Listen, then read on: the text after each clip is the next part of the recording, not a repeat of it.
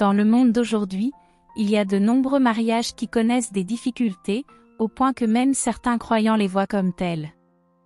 Nous vivons dans une génération volatile, remplie d'iniquité.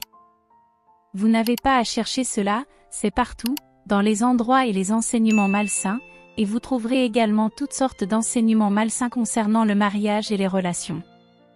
J'ai récemment entendu certaines personnes parler du mariage comme d'une sorte d'emprisonnement, et de l'alliance ou de la bague de mariage comme des chaînes. À cause de cela, beaucoup ne croient même plus en l'institution du mariage. Certains disent que le mariage est un mal nécessaire, tandis que d'autres affirment qu'il est inévitable de se disputer dans un mariage. Ils insistent sur le fait que c'est la seule façon de savoir si vous êtes fait l'un pour l'autre. Cependant, je suis heureux d'annoncer à tous ceux qui m'entendent aujourd'hui, et à tous ceux qui entendront ce message, qu'un mariage sans accroc est votre héritage en Christ. Si vous le recevez, dites « Je le reçois, je le reçois ». Proclamez-le par la foi « Je le reçois, je le reçois ». Avant notre mariage, notre conseiller nous a demandé « Que attendez-vous de votre mariage ?» Sans hésitation, mon mari a répondu « Un mariage sans accroc ». Par la grâce de Dieu, la semaine prochaine marquera 42 ans de mariage, et tout cela à la gloire de Dieu. Le mariage est conçu pour une vie meilleure, et c'est pourquoi je partage ce message à chaque occasion. Écoutez-moi, peuple de Dieu, ne vous mariez jamais à la hâte. Apprenez à regarder avant de vous engager. Ceux qui se précipitent dans le mariage finissent souvent par vivre des horreurs. Ce ne sera pas votre cas, au nom de Jésus. Ne vous mariez pas par pitié. Ne dites pas « Oh, je la plains, donc je vais l'épouser » ou « Je le plains, donc je vais l'épouser ». Non. Si vous vous mariez par pitié, vous risquez de regretter toute votre vie. De même, ne vous mariez pas juste pour gérer une situation. Ne dites pas, puisque personne d'autre ne s'est présenté, je vais me contenter de celui ou celle-ci. Non, ne vous contentez pas de gérer un mariage, sinon vous passerez votre vie entière à gérer des problèmes. Qu'est-ce qu'un mariage sans accroc? Pas de supposition ici. Un mariage sans accroc est simplement un mariage centré sur Dieu et sa parole. Pourquoi ai-je besoin d'un mariage sans accroc? Parce qu'il est bâti sur Dieu et sa parole. La parole de Dieu doit avoir le dernier mot. Pourquoi ai-je besoin d'un mariage sans accroc? Quelqu'un pourrait poser cette question. La réponse est que Dieu a créé le mariage pour être sans accroc, et cela est abondamment prouvé dans les Écritures. Il est le prince de la paix, et nous sommes donc censés jouir de la paix dans nos foyers et dans nos mariages. Il n'est pas l'auteur de la confusion, donc la confusion n'est pas permise dans votre vie conjugale. Dieu déteste le divorce, et la séparation n'est pas votre portion. Dieu a créé le mariage pour être sans accroc, et je déclare sur la vie de tous ceux qui m'entendent aujourd'hui, vous jouirez d'un mariage sans accroc. Oui, vous jouirez d'un mariage sans accroc, car tout enfant de Dieu qui le désire a le droit donné par Dieu de vivre un mariage sans accroc. Et vous en faites partie. Cependant, un mariage sans accroc n'est pas le fruit du hasard. Pour en profiter, vous devez être équipé. Il faut être habilité pour vivre un mariage sans accroc. Comment être équipé pour cela? Voici les clés. 1. La connaissance et la sagesse. Dites après moi, connaissance et sagesse. Ésaïe 33 verset 6 déclare, la sagesse et la connaissance seront la stabilité de tes temps. Vous avez besoin de sagesse et de connaissance. Beaucoup de personnes sont pressées de se marier, mais elles ne savent rien de l'institution du mariage. Beaucoup sont mariés, mais n'ont que peu ou pas de connaissances sur la manière de faire fonctionner leur union. Beaucoup ont des enfants, mais n'ont que peu ou pas de connaissances sur la façon de les élever dans la crainte du Seigneur. Rappelez-vous, la connaissance signifie simplement l'acquisition d'informations, mais la sagesse est l'application de ces informations. La connaissance acquiert, mais la sagesse applique. Nous sommes appelés sages uniquement lorsque nous mettons en pratique ce que nous avons acquis. Un serviteur de Dieu nous a partagé à plusieurs reprises qu'avant de se marier, il avait lu 8 livres sur le mariage. Il a également témoigné que Dieu lui avait révélé 7 principes du mariage qui ont été une bénédiction pour sa maison, son mariage, et pour beaucoup d'autres à travers le monde. Cependant, la question reste, quelle quantité de connaissances avez-vous? Que savez-vous d'un foyer centré sur Dieu? Car ce que vous apportez dans le mariage est ce que vous y trouverez. Si vous n'y apportez rien, vous n'y trouverez rien. La connaissance n'est pas un don, elle doit être recherchée. Dans Luc 11 verset 2, la Bible désigne la connaissance comme une des clés du royaume. La connaissance est donc une clé essentielle, mais elle ne se trouve pas par hasard, il faut aller la chercher. Vous avez sûrement déjà entendu cette vérité, la connaissance, c'est le pouvoir. Mais il faut se rappeler que la connaissance sans application est un gâchis. Ce n'est pas suffisant d'acquérir la connaissance, il faut aussi la mettre en pratique. Pour être équipé pour un mariage sans accroc, vous et moi avons besoin de connaissance et de sagesse. Dites après moi, connaissance et sagesse. Plus fort, s'il vous plaît, connaissance et sagesse. Sur quels aspects faut-il avoir connaissance et sagesse? Un mariage sans accroc est pour les fils et filles de Dieu. Que signifie cela? Dans Jean 1 verset 12, la Bible dit: Mais à tous ceux qui l'ont reçu, à ceux qui croient en son nom, il a donné le pouvoir de devenir enfants de Dieu. Vous voulez un mariage sans accroc? Alors, êtes-vous un fils ou une fille de Dieu? Et la personne avec qui vous envisagez le mariage, est-elle un fils ou une fille de Dieu? Ce pouvoir de vivre un mariage sans accroc n'est donné qu'à ceux qui sont enfants de Dieu. Alors, que faites-vous avec un non-croyant? Ne dites pas, j'ai attendu Dieu, personne n'est venu, alors je vais me contenter de celui-ci. Non. Laissez cette personne partir, afin que celle que Dieu a ordonnée pour vous puisse venir. Il y a des personnes qui m'écoutent en ce moment, et vous savez que vous êtes dans une relation avec un non-croyant. Pour l'amour de Dieu, mettez fin. Oui, arrêtez cela. La lumière et les ténèbres ne peuvent pas être ensemble. Ne dites pas, après le mariage, elle se convertira. Non. Cela ne fonctionne pas ainsi. Mes sœurs, mes frères, c'est une abomination. S'il vous plaît, ne fermez pas les yeux comme si vous ne voyiez rien. Vous savez qu'il a de mauvaises fréquentations.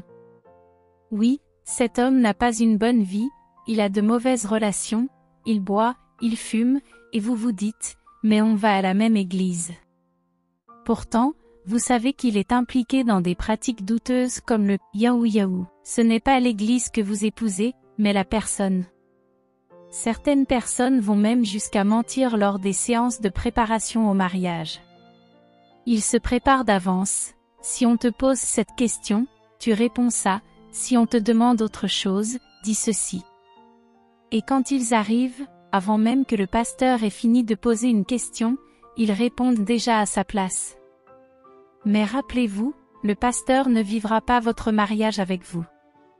Il priera pour vous et vous unira, mais après cela, ce sera à vous de gérer ce que vous y trouverez, que ce soit une tasse de thé ou une tasse de café. Ne vous trompez pas, Dieu ne peut être trompé. Avant d'aller à une séance de conseil matrimonial, vous devez déjà avoir examiné la personne avec honnêteté. Est-ce juste quelqu'un qui va à l'église, ou est-ce un chrétien pratiquant? Est-ce que cette personne vit réellement selon la parole de Dieu? Si vous savez qu'un homme dit vouloir vous épouser, mais court aussi après 1, 2 ou 3 autres femmes, réfléchissez bien. Pareil pour vous, messieurs. Sachez ceci, votre destinée ne sera pas détruite, au nom de Jésus. Un chrétien sauvé et un non-croyant ne peuvent jamais, dites avec moi, jamais avoir une vraie communion, un vrai partenariat, ou un vrai accord. Un mariage sans accroc est garanti uniquement lorsqu'un homme chrétien est uni à une femme chrétienne dans un saint mariage. Par conséquent, ne reniez jamais votre foi pour vous marier. Ne mettez jamais votre foi de côté sous prétexte de vouloir entrer dans un mariage.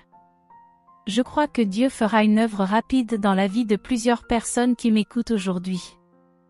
Mais refusez de suivre les voies du monde.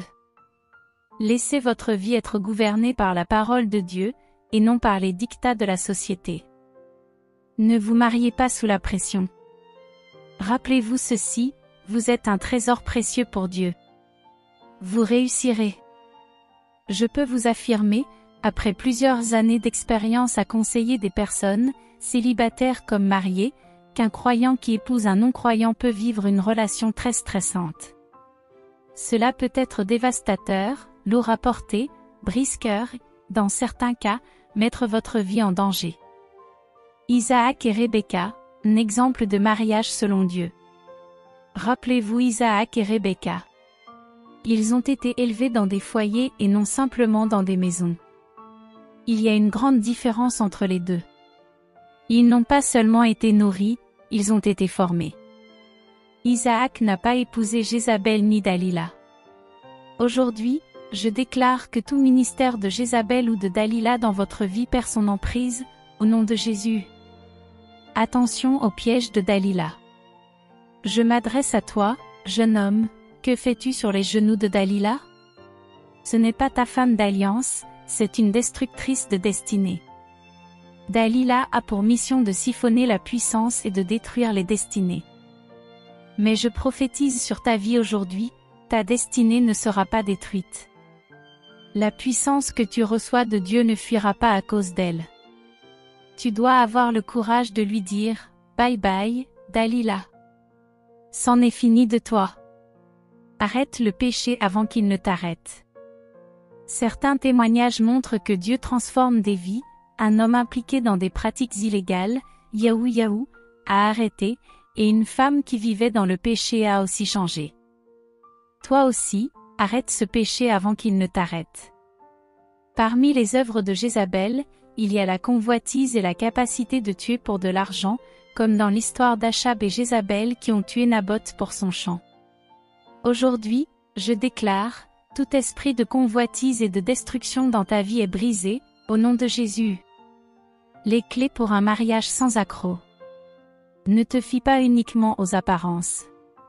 Ce n'est pas parce que quelqu'un est actif dans l'église sautant, transpirant, servant partout qu'il ou elle est aligné avec Dieu.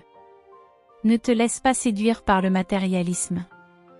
Ne fais pas d'un mariage une transaction, donne-moi de l'argent, des cadeaux, encore de l'argent. Non. Le mariage est une alliance divine. Choisis la bonne compagnie. Les amis que tu gardes peuvent influencer ta destinée. Si une relation ou une amitié te tire vers le bas, mets fin immédiatement. Quand dois-tu le faire? Maintenant, voici un enseignement sur le mariage sans accroc, réservé aux fils et filles de Dieu. Permets-moi de partager mon témoignage, je rends grâce à Dieu d'avoir donné ma vie à Christ alors que j'étais adolescent. Je suis né de nouveau et baptisé du Saint-Esprit en 1976. Aujourd'hui, cela fait plus de 50 ans que j'ai dit oui à Jésus, et je n'ai aucun regret dans ma vie. Mais toi, es-tu né de nouveau? Réponds honnêtement, es-tu né de nouveau? Demande aussi à ton voisin, es-tu né de nouveau? Si Jésus tarde à venir, ton témoignage sera encore plus fort. Tu dois comprendre que le mariage est une alliance, pas un contrat. L'alliance du mariage est une relation scellée par un serment entre un homme et une femme, pas un garçon et une fille. Elle repose sur la maturité, entre un homme et une femme. Le choix libre, elle est choisie, jamais imposée. Une durée à vie, cette alliance est prévue pour toute une vie. Un cadre formel, elle est souvent documentée et a des témoins, avec Dieu comme témoin principal. Le mariage n'est pas conçu pour être supporté, mais pour être apprécié. Malheureusement, beaucoup endurent leur mariage au lieu de l'apprécier. Aujourd'hui, je prie pour une intervention divine dans ta vie si tu es marié et traverses des difficultés. Pour ceux qui sont encore célibataires, je déclare que la grâce de prendre les bonnes décisions pour vivre une destinée conjugale bénie est la vôtre, au nom de Jésus. Dis un grand Amen. 3. Suivre les étapes de l'alliance. Avant d'entrer dans le mariage, il faut frapper avant d'entrer. Ne te précipite pas. Comment frapper? En suivant les principes de l'alliance. Ne te contente pas d'ouvrir la porte et de plonger dedans. C'est l'alliance qui rend le mariage sacré. Dans une alliance de mariage, 2 personnes meurent pour qu'une seule ressuscite. Cela signifie que les termes « je »,« moi » disparaissent pour devenir « nous ». Ce n'est plus ma maison, mais notre maison. Ce n'est plus mon argent, mais notre argent. Ce n'est plus ma voiture, mais notre voiture. Dis à ton voisin, as-tu entendu cela? Pourtant, certains chrétiens continuent de dire « mon argent, ma maison, ma voiture, ma propriété ». Mais comprends que le mariage selon Dieu est une alliance où tout est partagé. Rappelle-toi, ne te précipite pas dans le mariage. Frappe à la porte, suis les principes de Dieu, et laisse-le guider ta destinée. Lorsque vous êtes dans une alliance de mariage, tout doit être fait dans l'unité. Pourtant, certains vivent un mariage où leur conjoint ne peut jamais toucher à leur téléphone. Pourquoi? Qu'avez-vous à cacher? Si vous n'avez aucun squelette dans votre placard, pourquoi cachez-vous votre téléphone, votre compte bancaire ou quoi que ce soit d'autre? Lorsque vous êtes dans une alliance de mariage, il ne devrait rien y avoir à cacher, car tout est partagé en transparence. Priorité dans le mariage. Dans une alliance de mariage, ton conjoint devient ta responsabilité principale, et ta famille élargie passe au second plan, pas l'inverse. Avant d'entrer dans le mariage, développez une mentalité d'alliance. Cela facilitera la création d'un mariage harmonieux et paisible. L'alliance exige des sacrifices. Comprenez ceci, une alliance n'est pas synonyme de convenance. Elle exige des sacrifices. Dans un mariage basé sur l'alliance, vous faites ce qui est exigé, pas seulement ce qui est confortable. En tant que mari, si votre femme est enceinte ou sur le point d'accoucher, vous ne pouvez pas fuir vos responsabilités en prétendant être trop occupé. Payez les factures. Prenez vos responsabilités, même si cela ne vous arrange pas toujours. En tant qu'épouse, même si vous n'avez pas envie de cuisiner, mettez vos sentiments de côté. Un homme affamé, peu importe son onction, sera difficile à vivre. Être sensible aux besoins de son conjoint. Épouse, soyez attentive aux besoins de votre mari. Époux, soyez attentif à la direction que prend votre épouse. C'est cela, vivre l'alliance. Refusez de suivre les voies du monde. Ne vous engagez pas dans des relations contraires aux principes divins. Ne cohabitez pas avant d'être officiellement mariés dans la maison de Dieu. Remplissez toutes les conditions nécessaires pour un mariage juste et béni. Si vous vivez dans une maison ou une situation qui ne respecte pas la volonté de Dieu, n'y retournez pas. Arrêtez toute relation inappropriée. Si vous êtes en lien avec le mari ou la femme d'une autre personne, coupez immédiatement cette relation. Rappelez-vous, ce qu'un homme sème, il le récoltera. Je déclare que pour chaque personne sous le son de ma voix, la grâce de vivre un mariage béni et fondé sur l'alliance divine est libérée dans vos vies. Amen. Que fais-tu avec la femme d'un autre homme? De nos jours, certains jeunes disent « Oh, on est d'accord, je peux partager mon corps avec une autre femme. Moi et mon mari avons convenu, moi et ma femme avons convenu que c'est possible. » C'est un mensonge. Cela est contraire aux Écritures. Arrêtez cela, pour que cela ne bloque pas votre destinée. Peut-on tromper Dieu? Vos activités dans l'Église ne peuvent pas remplacer votre marche avec Dieu. La Bible est claire, nous pouvons nous tromper nous-mêmes, mais peut-on tromper Dieu? Où étiez-vous avant cette année? Et où allez-vous? Refusez d'être le concubin ou la concubine de quelqu'un. Même dans la Bible, les concubines n'étaient jamais bien traitées. Alors, pourquoi voulez-vous devenir l'un, d'entre elles? Pensez à l'histoire de Agar, cela n'a pas fini en beauté pour elle. Il n'y a aucun Agar sous le son de ma voix ici aujourd'hui. Par conséquent, gardez-vous purs. Protégez votre destinée. Cet homme ou cette femme qui, avant le mariage, cherche constamment un moyen d'avoir des relations sexuelles avec vous, veut détruire votre destinée. Mais cet esprit de convoitise ne réussira pas. La Bible dit dans Proverbes 6 versets 26 à 27, « Car à cause d'une femme prostituée, on se réduit à un morceau de pain, et la femme adultère veut une vie précieuse.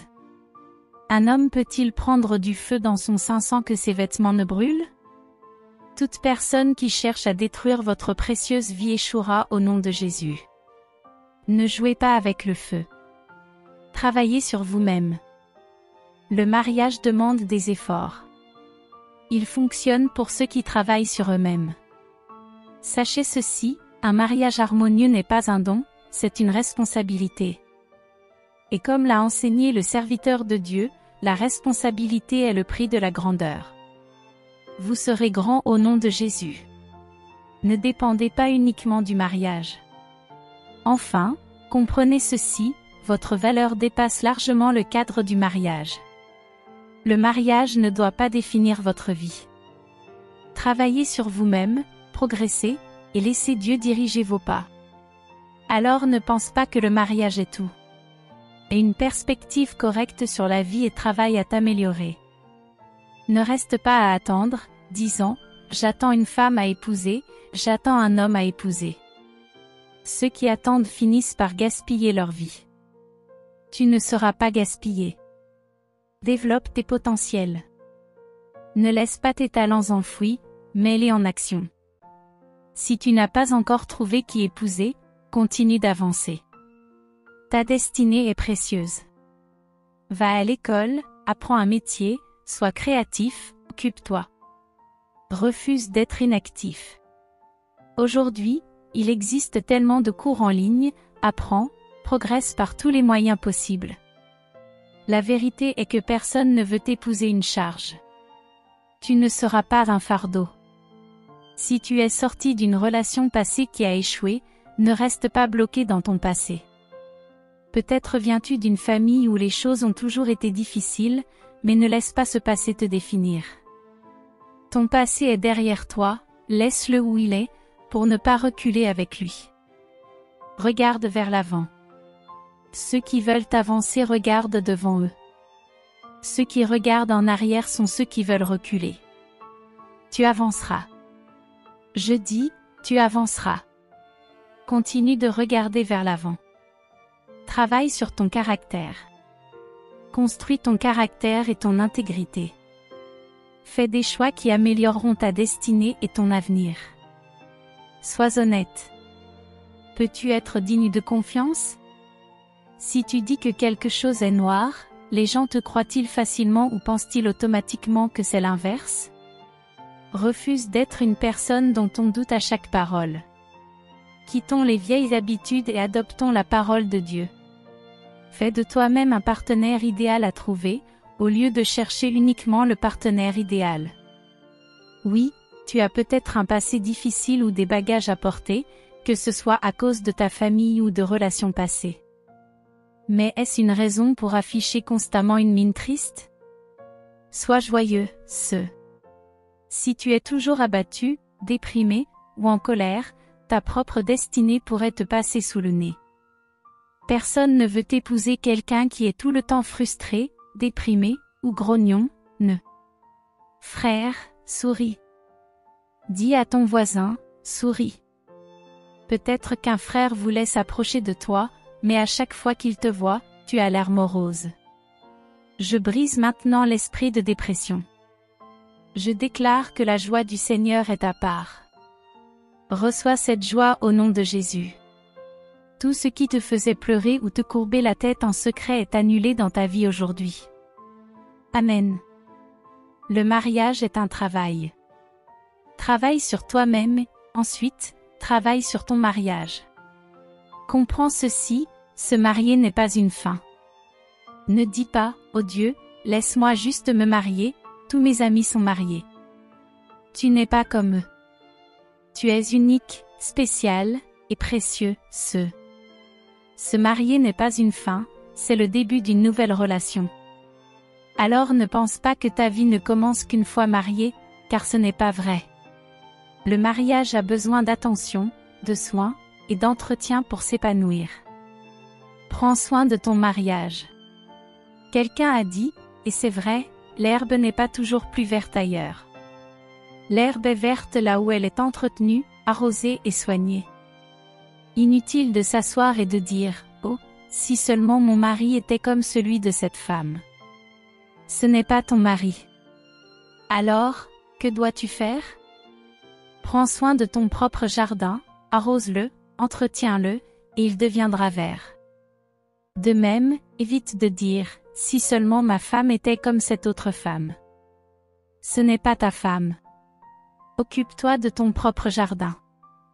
Taillez, arrosez et soignez ce qui est à vous, et cela fleurira. Un mariage sans conflit est possible.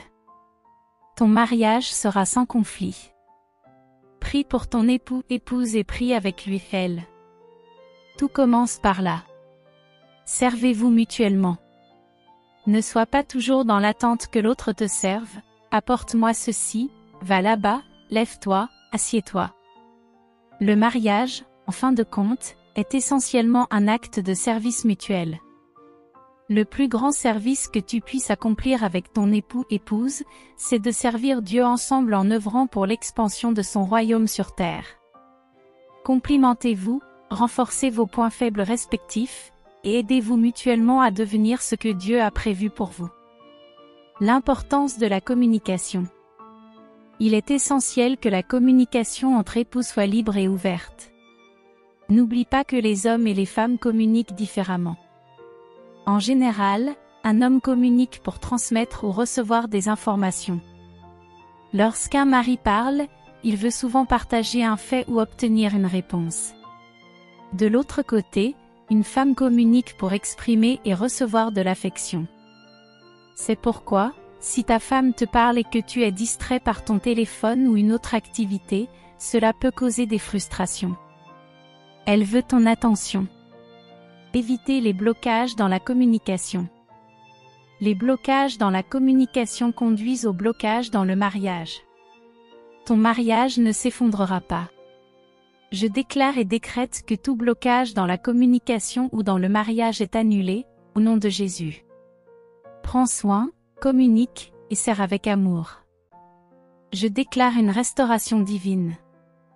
Ne laissez jamais la communication avec votre conjoint dégénérer en dispute, car peu importe qui gagne une dispute, cela vous éloignera l'un de l'autre. Cela pourrait même mener à des conflits plus graves, ce qui ne sera pas votre partage. Ainsi, la connaissance et la sagesse sont essentielles. Maintenant, alors que nous terminons, parlons du deuxième point, la faveur divine.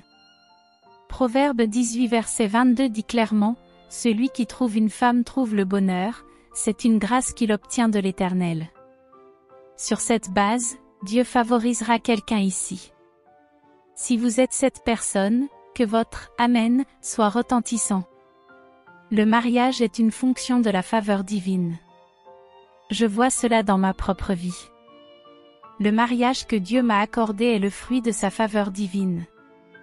Le même Dieu qui m'a favorisé vous favorisera également. Par conséquent, je décrète sur votre vie, toute personne ici qui espère une stabilité matrimoniale, le Dieu de l'évêque qui m'a établi, vous établira également. Le Dieu qui a réglé la vie de tous nos enfants biologiques vous établira. Votre mariage sera exempt de conflits, et vous témoignerez. Puis-je entendre un Amen plus fort? Souvenez-vous que la faveur est un acte de bonté au-delà de ce qui est mérité. Ce n'est pas quelque chose que l'on mérite, mais un acte de la grâce de Dieu. Sur cette base, vous recevrez la bonté divine. Puis-je entendre un Amen retentissant? Pour jouir de la faveur divine, prenez exemple sur Esther dans la Bible. Elle a trouvé grâce aux yeux de Dieu, puis auprès du roi. Il y a une autre Esther ici, sous le son de ma voix. Mon Dieu vous favorisera. Par 2025, si Jésus tarde, vous témoignerez. Troisième point, souvenez-vous du premier, la sagesse et la connaissance. Le deuxième, la faveur divine, et le troisième, le Saint-Esprit. Acte 1h8 dit, vous recevrez une puissance, le Saint-Esprit survenant sur vous. Levez votre main droite et dites, puissance. C'est un fait que des forces spirituelles s'opposent à la construction de mariages harmonieux. Jamais dans l'histoire humaine, le mariage et la famille n'ont été autant attaqués qu'aujourd'hui. C'est pourquoi nous voyons des séparations, des parents célibataires, des divorces et toutes sortes de défis conjugaux. Mais vous ne finirez pas comme parents célibataires. Puis-je entendre un amen? Et si vous êtes déjà parents célibataires, mon Dieu vous apportera une intervention divine. Même si vous venez d'une famille monoparentale, cela ne sera pas votre destin. Puis-je entendre un amen convaincant? Nous devons comprendre que nous avons besoin de l'aide du Saint-Esprit pour contrer les attaques du diable contre nos mariages. Le Saint-Esprit est notre aide éternelle. En tant que mari et femme, apprenez à développer une relation personnelle avec le Saint-Esprit et à l'invoquer, surtout en période de défi. Jude 1 verset 20 nous rappelle de nous édifier dans notre foi très sainte en priant dans le Saint-Esprit. Pour un mariage exempt de conflits, priez quotidiennement dans le Saint-Esprit. Combien de fois? Tous les jours. Et en le faisant, votre aide apparaîtra, et chaque défi sera transformé en témoignage. Bonne nouvelle, Dieu a conçu le mariage pour être exempt de tension, et vous en ferez l'expérience. Puis-je entendre le plus grand Amen? Cependant, pour jouir de cela, vous devez être équipé. Pour cela, vous avez besoin de sagesse, de faveur divine et du Saint-Esprit. Ce soir, votre témoignage commence.